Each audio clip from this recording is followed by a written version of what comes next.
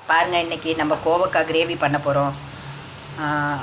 எண்ணெய் ஊற்றிட்டேன், கடுகு போட்டிருக்கேன். உளுத்தம்பருப்பு கடலப்பருப்பெல்லாம் நான் இந்த மாதிரி ஃப்ரை பண்ணுறதுக்கு போட மாட்டேன், ஏன்னா ஊறிடுச்சுன்னா அது டேஸ்ட்டு நல்லா இருக்காது.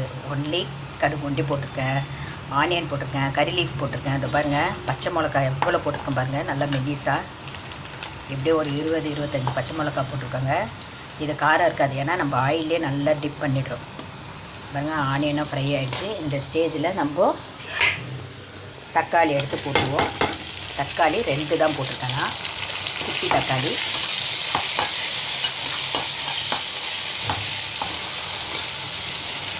பாருங்கள், சாப்பாடு அப்படியே பொங்கி மேலே வந்துட்டாங்க, மலர்ந்து வந்துட்டாங்க மேலே.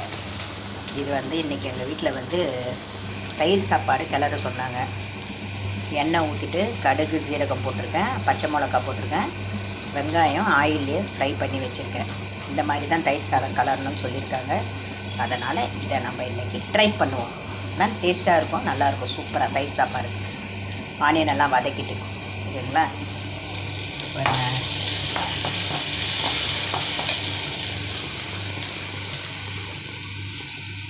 பாருங்க, கோவக்காய் கழுவி க்ளீன் பண்ணி வச்சுருக்கேன்.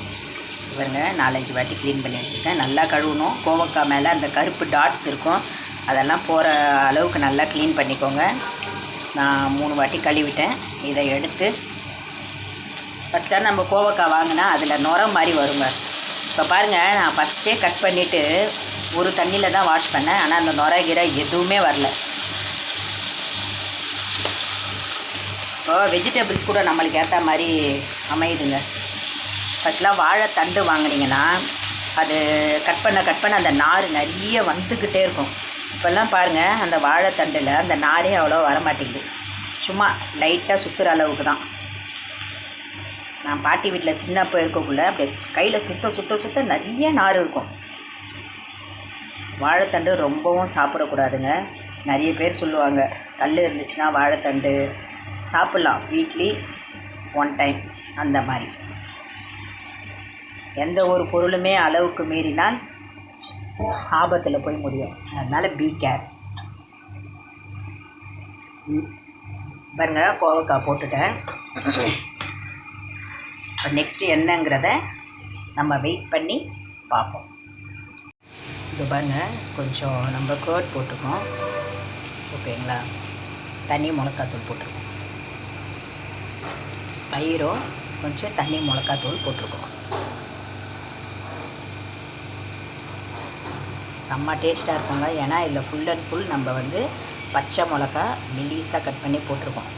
ஒரு பச்சை மிளகாவை 2 பக்கம் நீட்டு வாக்கில் கட் பண்ணி 4 லேயராக நம்ம போட்டிருக்கோம். பாருங்கள், தயிர் 2 ஸ்பூன் போட்டிருக்கேன். நம்ம கலரி விட்டுடலாம். சட்னி ரெடி பண்ணுறோம். பச்சை மிளகா, பூண்டு, வெங்காயம், கொஞ்சோண்டு ஒரு சொலை புளி, கொத்தமல்லி, லைட்டாக ஒரு ஸ்பூன் ஜீரகம், இவ்வளவும் போட்டு நம்ம ஆயிலே ஃப்ரை பண்ணுறோம். இதோ பாருங்கள், இன்னைக்கு காலைல லஞ்சு சுட ஒயிட் ரைஸ். இது பாருங்கள், நம்ம பண்ண கோவக்காய் கிரேவி நல்லா ஸ்பைஸியாக இருக்குங்க. இது பாருங்கள், ஆனியன் தாளித்து தயிர் சாதம், ஓகேங்களா. பாருங்கள், மசாலா தோசை, இப்போ அரைச்ச சட்னி பாருங்கள். இது எப்படி அரைக்கணுன்றது உங்களுக்கு நெக்ஸ்ட்டு நான் சொல்கிறேன், ஓகேங்களா. இதான் டிஃபன் அண்ட் லன்ச் வீடியோ. இந்த வீடியோ பிடிச்சா லைக் பண்ணுங்கள், சப்ஸ்கிரைப் பண்ணுங்கள் மக்களே. தேங்க்யூ.